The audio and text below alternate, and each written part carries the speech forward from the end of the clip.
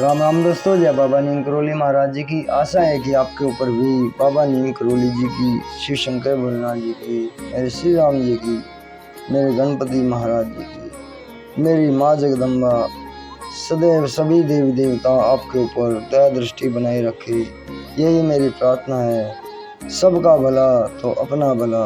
जय श्री राम, जय शिव, जय श्री गणेश, जय शिव श्री कृष्णा।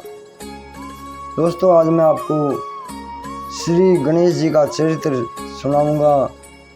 वो कैसे उत्पन्न हुए। पार्वती माँ ने उन्हें अपने शरीर के उपकरण से बनाया था और उन्हें शिव भगवान जी को भी पता नहीं था कि गणेश ने जन्म ले लिया है, और वो उपकरण से बनाकर उनमें फिर जीव डाल दिया और फिर उन्हें अपने पहरे पर बैठा दिया था। तो अभी शुरू करते हैं गणेश चरित्र। शिव भगवान जी ने कैसे गणेश जी का सिर काटा, ये सभी वर्णन है इसमें। और फिर एक हाथी का सिर गणेश जी को कैसे जोड़ा गया, ये सभी इसमें चरित्र वर्णन है। तो पूरा सुने दोस्तों, यही मेरी प्रार्थना है। गणेश चरित्र। नारद जी ब्रह्मा से बोले, आपने कुमार कार्तिकेय का चरित्र तो सुनाया, अब कृपा करके गणेश जी का चरित्र सुनाइए। एक बार पार्वती की सखियां जया विजया ने कहा, हे माता, शंकर भगवान के तो असंख्य गण हैं, परंतु उन पर हमारा कोई अधिकार नहीं चलता, अतः हमारे भी कुछ गण होने चाहिए। आप उनकी रचना कीजिए। एक दिन पार्वती स्नान कर रही थी, द्वार पर नंदीश्वर बैठे थे। उसी समय शिव जी घर के अंदर आ गए। इससे पार्वती जी को बड़ी लज्जा महसूस हुई। पार्वती जी को सखी की कही हुई बात याद आई और कि अपने भी गण होने चाहिए। इस पर वे स्नान करते हुए शरीर के उपटन से एक सुंदर पुरुष बनाने लगी। जब पुरुष बन गया तो उसे वस्त्र पहनाकर द्वार पर बैठा दिया और उससे कहा कि मेरी आज्ञा के बिना कोई भी अंदर ना आने पाए, तथा उससे कहा कि तुम मेरे पुत्र हो, और उसका नाम गणेश रख दिया। जब गणेश द्वार पर बैठ गए तो शिव जी अंदर जाने लगे। इस पर गणेश जी ने शिव जी को अंदर जाने से रोक दिया। उन्होंने कहा कि माता जी स्नान कर रही हैं, उनकी आज्ञा है कि कोई भी अंदर ना आने पाए। इससे भगवान शंकर क्रोधित हो गए। शिव जी के गण वहाँ गणेश जी को हटाने के लिए आए। गणेश जी ने उन गणों को निर्भय होकर कहा, मेरा विरोध करना अच्छा नहीं है, तुम यहाँ से भाग जाओ। गणों ने कहा, हम सब शिव जी के गण हैं। इस पर गणेश जी ने क्रुद्ध होकर कहा, तुम शिव जी के गण हो तो मैं माता पार्वती का गण हूँ। शिव जी के गण निराश होकर लौट गए, परंतु शिव जी ने अपने गणों को पुनः यह कहकर भेजा कि द्वार पर कोई भी हो उसे वहां से हटा दिया जाए, परंतु इस बार भी गणेश जी ने उन्हें झुड़का दिया। पार्वती जी ने बाहर शोर सुनकर उन्होंने अपनी सहेली को भेजा कि क्या मामला है। इस पर सखी ने बाहर आकर मालूम किया और पार्वती जी को सारा वृत्तांत कह सुनाया। इस पर पार्वती जी हंसने लगी और बोली, यह बात अच्छी हुई कि गणेश जी ने शंकर जी को रोक दिया, नहीं तो वे बिना किसी सूचना के ही चुपचाप अंदर चले आते हैं। शिव जी ने पुनः अपने गणों को आदेश दिया कि तुम उस गण से युद्ध करो, तथा इतना कहकर सांसारिक लीला करने वाले शिव जी चुप हो गए। शिव जी की आज्ञा से उनके गण निर्भय होकर गणेश जी से युद्ध करने के लिए आ गए। इधर गणेश जी भी लड़ाई के लिए तैयार थे। गणेश जी ने शिव गणों से कहा, आज तुम मुझ अकेले पार्वती पुत्र का पराक्रम देखो। शिव जी के अनेक गण गणेश से युद्ध करने लगे, परंतु वे गणेश जी का कुछ भी ना बिगाड़ सके। गणेश जी ने गणों को मारकर भगा दिया। देवताओं ने शिव जी के पास जाकर इस युद्ध का कारण पूछा।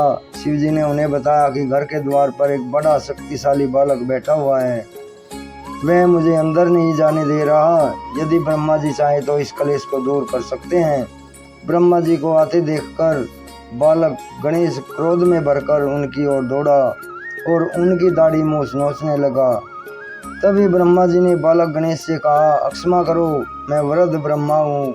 ब्रह्मा जी की यह बता ही रहे थे कि बालक गणेश ने परिध उठा लिया। यह देखकर ब्रह्मा जी डर के मारे वहाँ से भाग चले। ब्रह्मा जी शिव जी के पास आए और उन्होंने सब समाचार से अवगत कराया। ब्रह्मा जी की बात सुनकर शंकर जी क्रोध में भर गए। शिव जी के सभी गणों ने युद्ध किया, परंतु कुमार कार्तिकेय सहित सब गण बालक गणेश से हार गए। अकेले गणेश ने सबके छक्के छुड़ा दिए। इस पर क्रुद्ध होकर भगवान शंकर स्वयं वहां पर आ गए। विष्णु जी भी अपनी सेना लेकर उनके पीछे चले। शिव जी उस बालक से युद्ध करने आए। शिव जी उनसे चिरकाल तक लड़ते रहे। गणेश जी ने माता पार्वती का ध्यान कर शिव जी पर शक्ति चलाई। इस पर क्रोध में भरकर शिव जी ने त्रिशूल से उस बालक का सिर काट दिया। यह बात सुनकर पार्वती जी को महान क्रोध आया। वे देवताओं और गणों ने मेरे पुत्र गणेश को मार डाला। उन्होंने निश्चय कर लिया कि मैं सबका नाश करके संसार में प्रलय मचा दूंगी, और उन्होंने अपनी शक्ति से 1,00,000 शक्तियाँ उत्पन्न कर ली। और पार्वती जी उनसे बोली, तुम सब जाकर देव सेना पर टूट पड़ो और प्रलय मचा दो। जो भी सामने आए, देवता हो राक्षस हो, वे शक्तियाँ सेना में प्रवेश करके उनका भक्षण करने लगी। यह देखकर ब्रह्मा विष्णु महेश आदि निराश हो गए। वे कहने लगे, क्या देवी अकाल में ही प्रलय कर डालेंगी? हे अंबिके, तुम्हारे स्वामी भी यहाँ उपस्थित हैं, उनका तो ख्याल करो, क्षमा करो, प्रलय हुई जाती है। हे देवी, इन सब का अपराध क्षमा करने की कृपा करो। ऋषियों की प्रार्थना पर देवी चंडिका देवताओं से बोली, यदि आप सब लोग मेरे पुत्र गणेश को पूजनीय बनाओ और उसे दोबारा जिंदा कर सको तो ये संहार रुक सकता है। भगवती की बात सुनकर सब देवताओं ने शिव जी से कहा कि हमें वही करना चाहिए जिससे सब लोगों का भला हो। तब शिव जी ने कहा, अच्छा, तुम सब उत्तर दिशा में जाओ और जो सबसे पहले जानवर मिले या मनुष्य मिले उसका सिर काटकर गणेश के धड़ पर जोड़ दो, इससे यह जीवित हो जाएगा। यह सुनकर सब देवता उत्तर दिशा में चल दिए। उन्हें सबसे पहले एक दंत वाला हाथी मिला। वे उसका सिर काट कर ले आए। उससे गणेश जी के धड़ को जोड़ दिया और गणेश जी फिर से जीवित हो गए। शिव जी के पुत्र को जीवित देखकर सब देवता प्रसन्न हुए।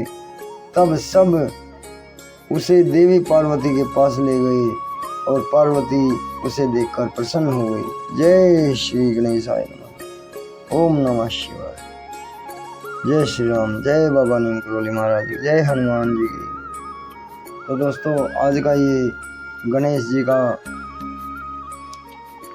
गणेश चरित्र है, इसे आगे भी शेयर करें और प्रार्थना है कि चैनल को सब्सक्राइब कर लें मेरे भाई, ताकि आपको पूरा धर्म लाभ मिले, पूरा सभी शास्त्रों की वाणी, सब ज्ञान, संपूर्ण ज्ञान मिले। जय शिव, जय राम, जय बाबा नीम करोली महाराज, जय हनुमान जी।